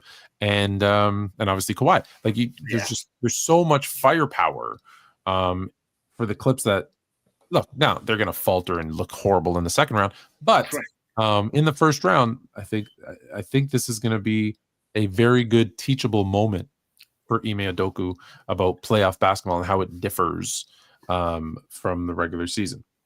We got the championship winning this year, Lakers against smoked OKC today. Smoked OKC today. Yeah, they had a lot to play for. What just happened? Okay, Houston. A game just finished and it changed the standings. The Golden State game. Let's see the standings. No, it was the Clippers. So the Clippers moved up into 5th. Wow. And dropped Minnesota to 7th. So anyways. That completely changes everything. Now the Clippers play Denver in the first round. Oh, jeez. Okay. So that's a loss. But okay, let's keep it the way it is. Houston, it was Houston Clippers, and then the Lakers, and I think in sixth was Golden State. So we'll stick Lakers, Golden State, and Minnesota, Denver. This is what happens when you do stuff live and in real time. So let's go Lakers, Golden State. This is the Ooh. matchup that we all want, right? I feel like Yeah, for but the we want it later on. We don't want it in the first well, round. that's it. I mean, I feel like for the first round, this is definitely going to be the most watched series, or at least should be the most watched series. 100%. And other than that, I mean, other than this series, we wish was later. This is just going to be grade A basketball. I'm looking forward to it. Yeah, the Warriors. I mean, other than tonight, have played really well. Recently. Denver. Jimmy Butler in the playoffs. We know what Jimmy Butler can do in the playoffs, so that's always intriguing here. Remind me how many times Jimmy Butler has beat LeBron in the playoffs? 0. Oh, Zero. Sure. It'd be like that. I mean, when you go, you go. But then you have Lakers, Luka, LeBron, Austin Reeves. Man, Austin Reeves is so good. He is so good. I hope he performs like this in the playoffs. He is the second best player on the Lakers right now, next to Luka. Correct? Got jokes. Come on. Look, he's been playing really well. I'm not even Tell me mad. how your GOAT is the Yeah, third man. option on the team. Yeah, hey, wait till that Finals MVP hits. It's gonna hit different, and we gonna be on here. Flu gonna be You're right. When Luka wins the Finals MVP, yeah, we're gonna be on here. when LeBron wins Finals MVP, and I'm gonna be like, Fluent, remember what you said. I'll be on every show Fluent on. Fluent with Chill, Fluent with Fluent. I don't care what it is. Every show Fluent on. I'm gonna be in the comments. I'm gonna jump in when he said the link. Be like, Fluent, who the new GOAT? You said it. Say it loud. Say you're proud. It's gonna be a big party. But look, I think this series. I mean, I don't go 7. I think go 7. And game 7, I'm not going to bet against LeBron. So you're clearly picking the Lakers, obviously. And so for people who don't know what the hell he's talking about, I said if LeBron brings my Lakers one more championship and he's the Finals MVP, I will give him the GOAT status once he retires. Because again, you can't beat the GOAT if I don't recognize active players in the all-time list. But hey, I hope he does. I hope he does because MLB. we can't fall too back of the Celtics and chips. Chris, he's got the Lakers. Do you have Lakers Warriors? I got Lakers in 7. I think that most series I'm a little low on the Lakers than you guys are because of their size mismatch. This would be a series that would follow their advantage. Though is that the fact that the Warriors don't really have a guy that could beat up on Hayes down them. What do you mean? You're not a big fan of Post? No, not really. All right, so listen, I'm never betting against my Lakers. So like OKC, KFC, LMNOP, Lakers in 5. So Denver, now it's Clippers, but Denver, Minnesota, it might have been Golden State, but anyways, it doesn't matter. Denver, Minnesota. I'll just pick the last 2 teams in the playoffs. Does anybody have Minnesota upsetting Denver? I don't think so. I mean, they beat them last year. And this is the worst Denver team. And Sure. I mean, is it a worse Minnesota team? I mean, you can say they take a Julius Randle in the playoffs worst. It's absolutely the worst team. I hear you. Julius Randle playoffs. You could definitely say is worse than Cat. Anthony Edwards. I feel like Minnesota's become a little. I don't want to say one-dimensional, but they've become very ant-dependent on offense. Yeah. Not only they become, I don't like that, and I don't like it, especially in the playoffs. They become very ISO dependent as well. Like I feel like it's very like even like the lineups with like Randall as like 5 out. Like those lines have been doing really well, but it's not sustainable at all. Mm-hmm. No, and listen, and Ant's having a great game, a great season. I mean, like shooting 40% or close to it, whatever from 3. Like he's been phenomenal. But like I said, I think I see them standing around watching him way too often. And this isn't, look, if this was the 90s, we'd be having a different conversation. In this era, I don't think you can win in the playoffs like that. All right, so we got OKC and I guess Denver in round 2. I'm going to say OKC. Everybody's taking a deep breath. I know. Hesitation almost to say it. I'll be the first one to say it. Okay. I have Denver in 7. Love that. I know people are going to be like, what are you talking about? OKC's way better. I still hold that Nikola Jokic is the best player in the league and will be the best player in that series. And I think that will be the difference when it goes 7. I don't know what it is. Call it just maybe it's a year too early for OKC. Yeah. But I just got this inkling it's going to be Denver. I wish I could give you my pick after I knew who the MVP was. I promise you, whoever wins the MVP, the other team is winning. Yeah. So Hakeem David Robinson logic. If Chris SGA Paul and wins, Nikola Jokic. Yeah. if SGA wins it, Denver wins the series. If Jokic wins it, OKC wins it. I don't know why I feel that way. I feel it. So if I have to pick without knowing, I'm gonna go with OKC in 7. In one of those, Denver's just not deep enough, and they have to play game 7 in OKC, not in I think they're gonna struggle with the altitude in Denver. I know people laugh at that, but I've lived there. It's right. Yeah. Real, bro. It is real. Yeah. So I'm gonna go OKC in 7. I'm gonna go OKC in 5. I believe in Jokic big time. 5, yes. I believe in Jokic. I do not believe in Denver though.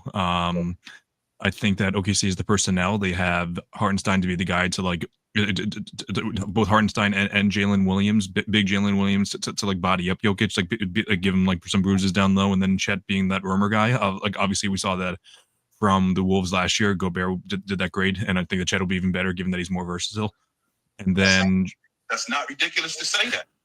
And I also think that Jamal Murray could be the X factor in that series, where we've seen Jamal Murray play like not even an All-Star. We've seen Jamal Murray play like an All NBA level in the playoffs before.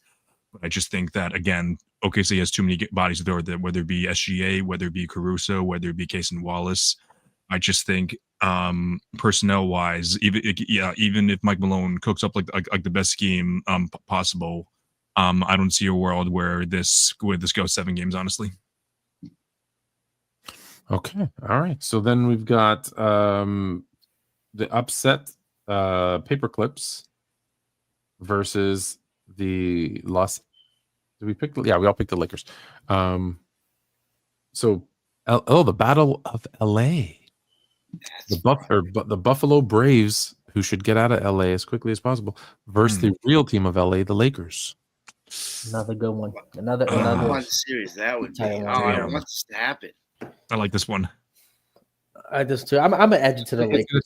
I love when it's the home series. It takes longer for them to change the floor than the teams take to get to this. I feel like every game though is a little bit of a Laker home game, right? Because there's more. Lakers every game's a Laker home game. Absolutely. Yeah. And wait, isn't it not the same though? Like I thought the Clippers were playing in the new arena. Isn't there? No, they haven't moved yet, have they? No, they haven't moved yet. No, well, like their arena set up differently though, because is that not the case? Okay, maybe the floor. They changed the floor and the floor is okay. Yeah, that's the stands. Yeah, it's still more. Okay, got it. Even their new arena. I mean, LA. I feel like it's tough to be. I mean, if you're both in LA to have home games. If you're the Clippers, where there's gonna be more Clipper fans in LA. No, I really think they should have moved to San Diego or to Seattle. Yeah, that would be more. I don't like them in LA at all, or back to Buffalo for all I care. But anyways, sorry, go ahead. Yeah, go ahead. No, I was just gonna say, we're in a position where like the Clippers could end up in the Western Conference Finals, and it's not ridiculous. That seems like crazy considering how the season started, right? Yeah, I mean, we started, sorry, guys, you're right. They've moved out. You're right. They've moved out. They're in the Inuit. I was trying to so crazy. I'm like, what? Like yeah. Right. This, it's the Clippers. I don't care. I'll be honest. I know everyone's gonna say you're a casual. You don't know where the Clippers play. I don't care. They play in their mom's basement. I don't care. But sorry, go ahead. I was gonna say at the end of the day, I'm going to go with the crazy pick, and I think I'm going Clippers to end up with a Clippers Nuggets scenario. So, yeah, you know what? Kawhi Leonard is healthy, baby. Give me Clippers in 7. He won't be healthy in round 2. He was healthy for round 1. He all that load management all year, maybe. All right. I want to pick the Clippers so badly, but I just and as much as I know, not only think I know the defense wins championships, and I definitely think that the Lakers defensive stretch was very fraudulent for those couple months there. I just think that for all the bodies that the Clippers could throw at Luka, I just think that Luka and LeBron are going to be too good to overcome that. And despite Kawhi could be that great, but I think it's going to be very similar to what we saw in the Lakers Warriors in 2023. Yeah, that's fair. Jalen, you and I agree it's the Lakers, yeah? It's the Lakers, yeah. I'm taking Luka over James Harden, LeBron over Kawhi, Austin Reeves over Norman Powell. I mean, I think in those three spots, I think the Lakers have an edge there. I'll give you Reeves over Jackson Hayes, though. Austin Reeves was underrated for so long. He's become so overrated now. No, he's not the best third option in the NBA. Please stop that. It's not even close. You're right. He's the second option. Not the best second option, but he is the second option on LA. So, sorry, raise your hands. Who had OKC beating Denver? Also, it was 2-2. All right, we're sticking with OKC. I'm vetoing. So, OKC Lakers, and this is beautiful for me because I've always said if the Lakers don't have to face Denver, we're good.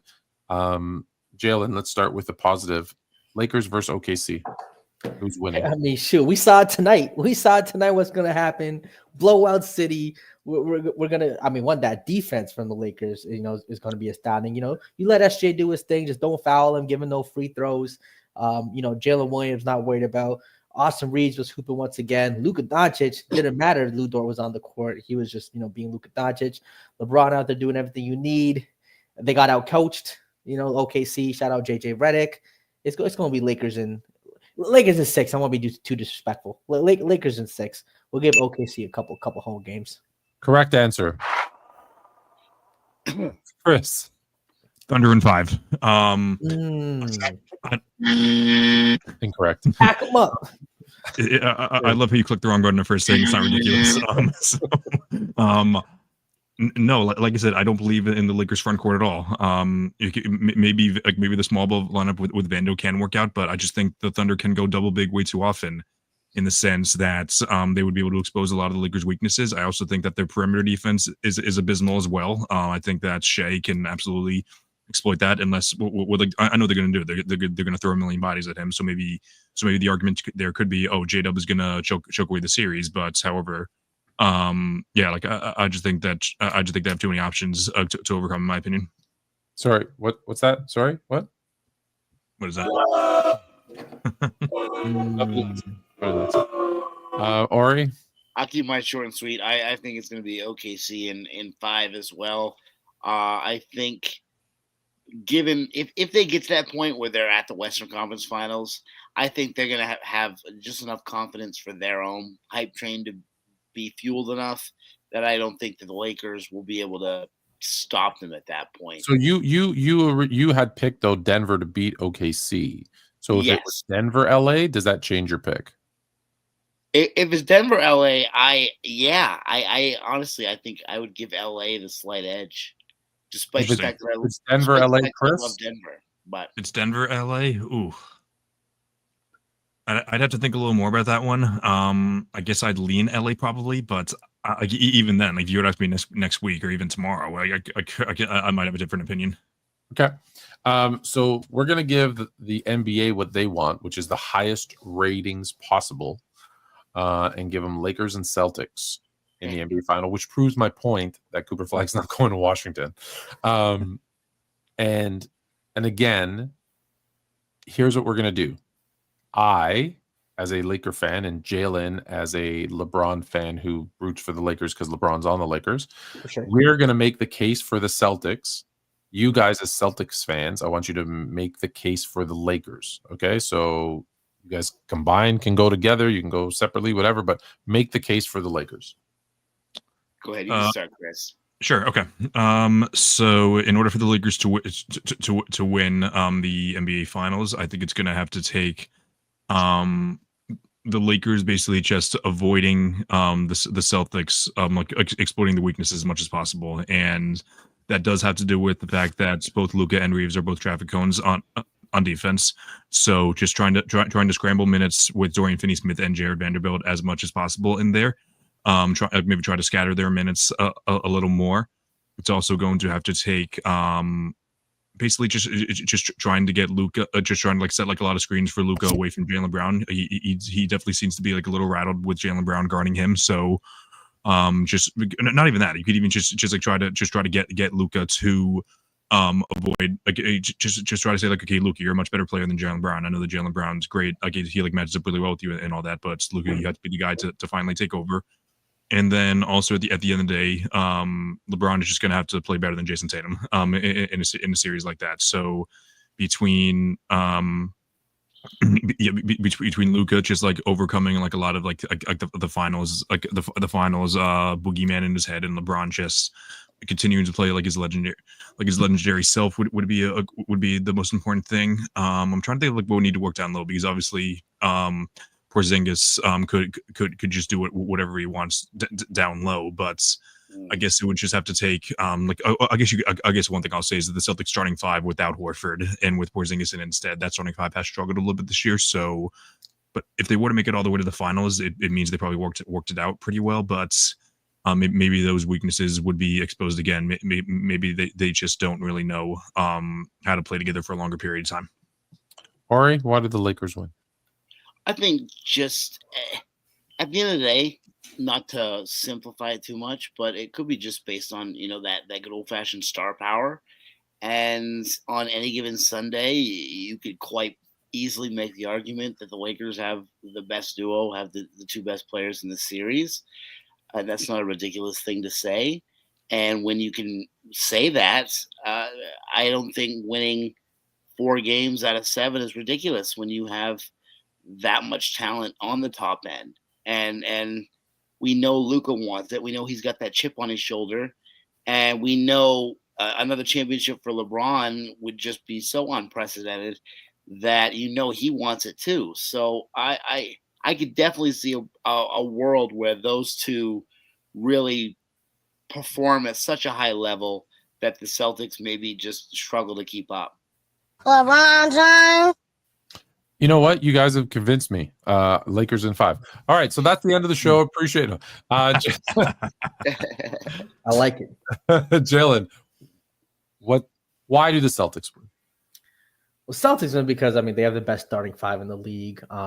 Just an incredibly well balanced team throughout. Just multiple guys who can do it all. Derek White, score, pass, rebound, defend. Drew Holiday, score, pass, rebound, defend. Jason Tatum, score, pass, rebound, defend. Jaylen Brown, score, pass, defend, all that. Porzingis, it's just there's such an incredibly well balanced team. Every guy can do multiple things on the court. Then you have a bench, Peyton Pritchard, even old Al Horford still bringing it today when he started for Porzingis, played good. Luke Cornett comes in and I think grabbed like 14 rebounds today. So just incredibly well balanced team. They've been through every situation together. They played together now for a couple of years. They really understand each other, so they know when a guy's hot, feed it to him, who to feed in this situation. Defensively, the communication's all there. They know when to switch, not to switch. So just again, well balanced team. They won together. They just keep getting better. So that's how the Celtics win. And nobody wants to see me if LeBron wins. I'll be the most unbearable person in the world if LeBron wins a 5th ring. Well, if I'll tell you this, if he loses the 7th, he's in my top 5. That being said, the Celtics win because you guys are all wrong when you say defense wins championships, because the top-ranked defense has won less championships than the stat I'm about to give you, which is in the last 20 years in the NBA, the team that has shot more threes in the finals has won every single time with the exception of 3 in the last 20 years. Okay. Do you have them on hand? I have some of them on. I may. After 2005. Okay. 2005. So maybe the 2011 Mavs. Oh wait, no, probably not actually. I think that the 2005 Miami or 06 Miami Heat. Okay. I think that they shot less than Dallas. I could see that. Maybe the the Cavs. Did the Cavs shoot more than the Warriors that year? Maybe the Heat in 2012, probably. I don't know. I don't. I'm looking for it because you're asking. Yeah. I did it. I learned who it was, and then I did it. I learned the stat, and then I deleted my research. Not deleted my research, but put it in some kind of folder somewhere. I don't know. Needless to say, only three of the 17, and even the ones that did shoot less that one, like there was a couple of cases where I think it's like I don't know. It was actually one of the I think the Heat shot like one less, right? Like so even when the losing team didn't shoot as many, it was close.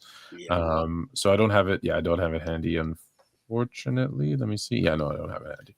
I'll find it for you and send it to you though. But either way, so the team that shoots not even hits the most threes. It's not who has the more efficient, has the higher percentage. The team that shoots the more threes has won 17 of the last 20. That means to me, well, you know who's shooting the most threes. Yep. Because there isn't a team in the NBA that have they surpassed 50% of their attempts being 3-pointers. I know they have on certain nights.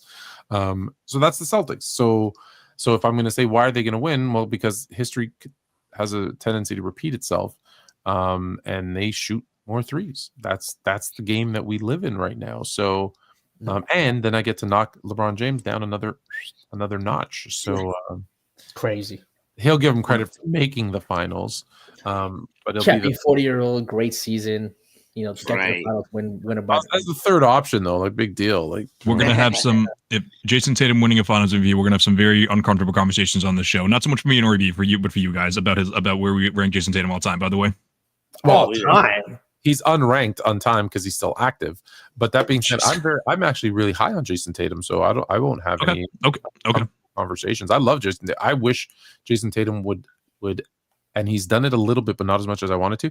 I wish Jason Tatum would get rid of that one game every series that you talk about. And in his early career, all I said was he needs to be more consistent and raise his floor. That bad game was always so bad, and it's gotten better. But that's the difference between like all-time great superstar and superstar, which is where he is. It's just that one that floor needs to be raised on his. And there's a lot of guys like that. Like I love Kobe. Kobe's my second favorite player ever. And he would have those bad games that just wanted to strangle him. Even Steph. Steph has awful playoff games. Yeah. Go look at Steph in the last 3 games of that Cavs series. Go watch Steph. Yeah. Don't just look at the stats, but the stats will tell you some of the picture. Like he wasn't good. He played the 2019 series against the Rockets where KD was out. He played all for the first couple games. KD gets injured in game 5, and then game 6 he's scoreless. He's either scoreless or he has like 2 points the first half and then goes off in the second half. So yeah, he has his moments for sure. Every player does. Yes, doesn't matter. Do you have Tatum over like Westbrook and Chris Paul already? Not yet. No. If he wins a second. If he wins a second, Westbrook, yes. I'm not. Chris Paul would be a different one, maybe. You have Chris Paul as an all-time great player. I have him 33 or something like that. Yeah, like early mid 30s, maybe. Yeah, look, I'm not mad at that at all. 33. Yeah. Like, can you name 33 players better than Chris Paul right now, Fluent? I'm sure I can pull up any list and give you 33 players better than Chris Paul. So the guys I have like right behind him, which I know we're running late because I don't have he's active, so it doesn't matter. But yeah, I would think if I slid him in somewhere, he wouldn't be top 35. I have him ahead of James Harden, by the way. Just that's my most controversial take. Not mad at that. I think Chris Paul's peak. I think is Chris Paul's going to be a fringe top 10 point guard all time. I don't know how he's top 33 all time player. Because point guard is more stacked position than shooting on small forward and power forward. Fringe top 10. Not small forward, but outside of LeBron, Bird. I think center, small forward, then point guard. I think once you exit the LeBron, Bird, KD, Dr. J era, I think point guard's a little better. Yeah, because after the top 5 small forwards, it's quite a drop. There are only 2 guys who are definitively better than Chris Paul. Who's your top 3? What's your top 5 point guards? Magic, Steph, West, Oscar, Chris Paul. No. Isaiah 5, and then Chris Paul 6. Okay. Well, Steph isn't even a point guard, so that's a different conversation for another. You can make an argument for Chris Paul. Neither is Jerry West. So. Yeah. Correct. Those are they get their separate category. Those guys are with Allen Iverson in the combo guard. Yeah, I think so too. Yeah. We got to start separating them out, because how do you compare Steph and Magic? Right. You can't. You can't. They're two Yeah. completely different. That's why even the LeBron Jordan thing, I'm like, how can you compare them? They're completely different types of players that they're just so different. But anyways, I think people who have Scottie Pippen over Grant Hill are nuts too. There's no way you watch Grant Hill play. you have to have Scottie Pippen over Grant Hill, because Grant Hill didn't play and do enough, because then you're comparing skill and talent. And I think who's better? Who's better at basketball? Here's the question. Better about Kyrie Irving is very skilled, talented player, yeah? No, but hold on. I know that you've done this argument before. Never in those conversations, because skill and talent actually don't even mean as much as people think it does. It's not just skill and talent. It's also, your production, your effect on the team, and just being good at basketball. Just being good at basketball. And Pippen did more than Grant Hill on both sides of the ball for much longer. Oh, there's no way. Offensively, it's not even close. It's not even close. Not even close. What do you mean he's not even close? To Grant Hill? Yeah. 100%. Grant Hill's a better passer, playmaker. I mean, That's scorer is better scorer than Scottie Pippen. Yeah. Pardon? He's a more versatile scorer. He's not a better I think Grant Hill's a better scorer. Not huge. It's not. And the playmaking gap, I don't know if the playmaking gap's as large as I think people underrate. I mean, I know obviously Grant Hill got hurt and we didn't get to see, the best of what he could have been. He was still amazing. He was the best small forward in the 90s. Like I said, I think he's the best small forward. I think the best small forward, not even close. For how long? For most of the 90s. For most of the 90s, he was better. He was the best small forward in the league, if not all the 90s. Let me bring up. Hold on. Gotta take time because he played what? I think you're just talking. I don't think you know. Grant Hill came. Yeah, 94, 95 off the rip. If you weren't a Dookie, I don't think you're saying this, because the guy came halfway through the 90s and you're giving him at being the best player for the decade. Best small forward of that decade. Sorry, best small forward I think, of the decade. So if he was the best small forward for 5 years of that decade. So Grant Hill. For the decade, so that 5 years. Yep. We're going to start with stats, but we'll talk about other stuff in a second. 20 points per game, 8 rebounds, 6 assists, 1.5 steals, 0.7 blocks, 3.5 turnovers, by the way, a 73% free throw shooter, don't even talk about his 18% from 3 and 47% from the field. Okay. So I'm bringing stats first, and we'll get to the other stuff.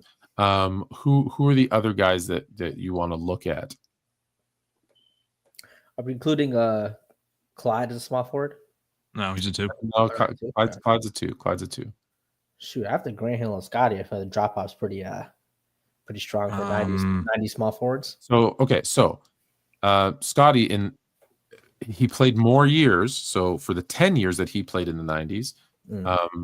Do we take away his worst year because he played twice as many seasons? I don't know. I'll leave it in for now. He's also 20 a game, 7 rebounds, 6 assists, 2.3 steals, 1 block, lower turnovers.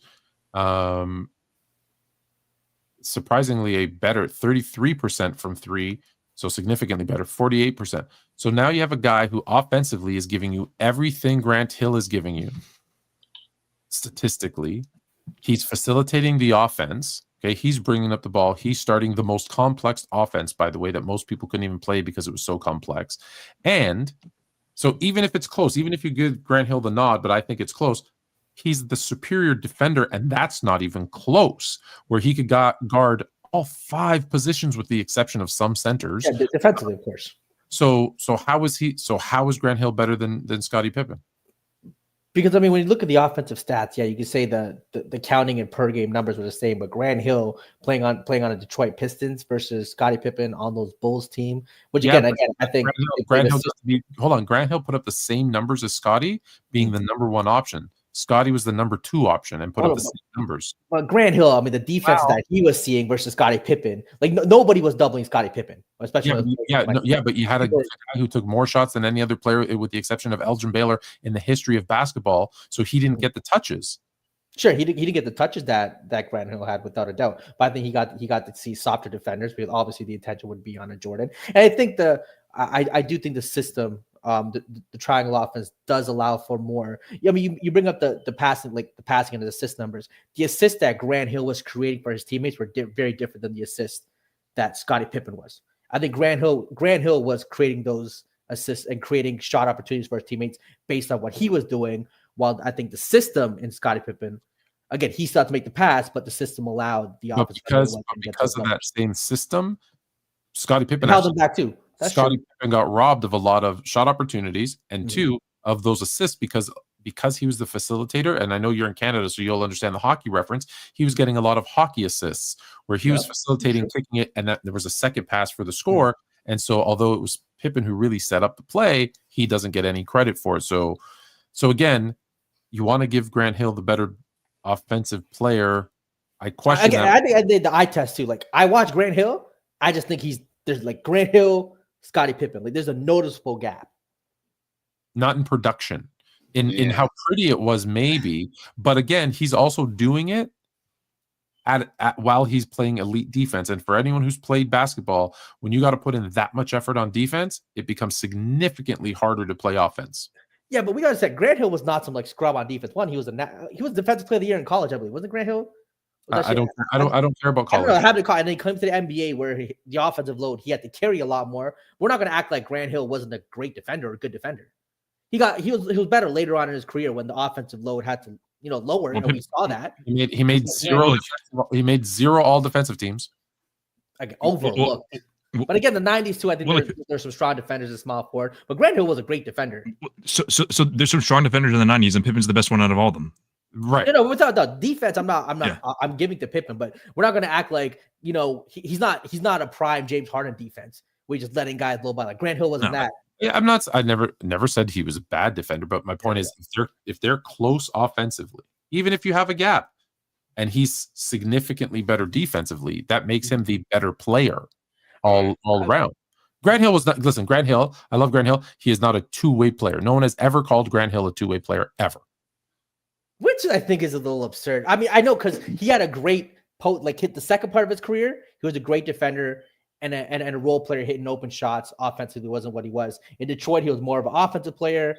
Wasn't the defender. You put them together, you have super Grant Hill in a sense, right? Obviously, that didn't happen at the same time.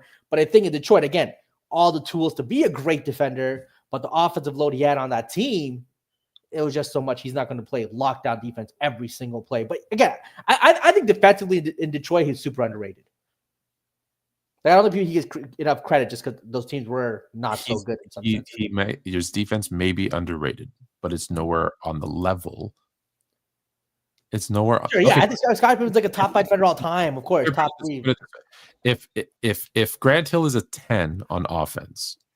What do you guys say Scottie Pippen is? If Grant Hill's a 10, which he's not, but I guess I would say Scottie's like an 8.5. Right? Yeah, I'll give Scottie an 8. Everyone's okay with the 8. Everyone's okay with the 8.5. Okay, yeah, it's fine. Yeah. So if Scottie Pippen's a 10 on defense, what's Grant Hill? 6.5. 6.5. Yeah, 7. So Pippen wins.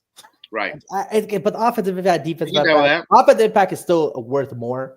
Actually, in the 90s, defense was actually 90s. You can make a case. 90s again, important. Sure, but what they were asked to do on their teams, Scottie was asked to be more of a defender than he was offensive guy. While Grant Hill on his team was so he was the best defensive small forward on the league, facing either the best or second best scorer on the other team every single night. And there was a guy stealing all his shots. Like say, for example, if Jordan's not there, right, he's averaging 28, 30 a game. But he's not the defender he was. We're not having this discussion. No, because Scottie's not going to be the defender he was. Because if you see, look at his defense, how it tapered off the year that Jordan sat out. When he was playing baseball, Scottie Pippen wasn't this all-world defender because he was carrying more of the offensive load. That's was he third in decoy that year? Yeah, you might. Hold on. The defensive reputation. You might want to go back and check. No, don't. I don't care about Deepa, but you might want to go back and check the tape on that season. He was still an elite defender that year. Yeah, he was a Scottie Pippen defense. I would say still again good defender, but he wasn't. To me, he wasn't. To me, he wasn't like DPOY first team all defense type. What we were expecting from Scottie Pippen. And I think I see that for a lot. Again, he was first team all defensive. He was fourth in reputation. He was third in MVP. His defense that year. No, but hold on. Kobe made agree, like four. disagree. Kobe made like 4 first-team all-defense that he shouldn't have made. And Phil Jackson will tell you that. Oh, I get it. And Yeah. LeBron shouldn't have made any of his, but so be it. That's how it And he is. is crazy. And he is crazy. So we're done for the tangents abound, right? on that note. I forgot everything that we're talking about. When's your show on? Thursdays at 8. We have a Celtics reporter coming on. Will Spencer's his name. We're very psyched about that.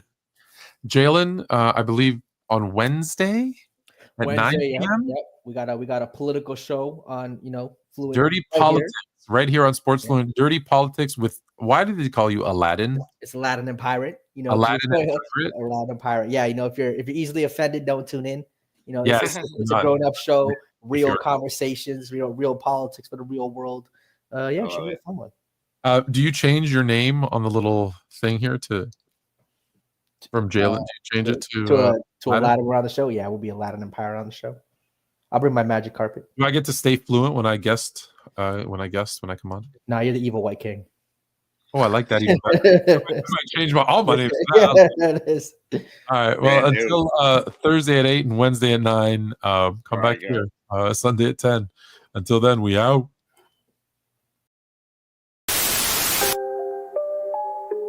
Oh, Canada. Put on a suit, drink water. Don't drink and drive. Hey, man, call your mother. It means nothing. It means nothing. Nah, they lying to you. It's about the money. Now you're more fluent.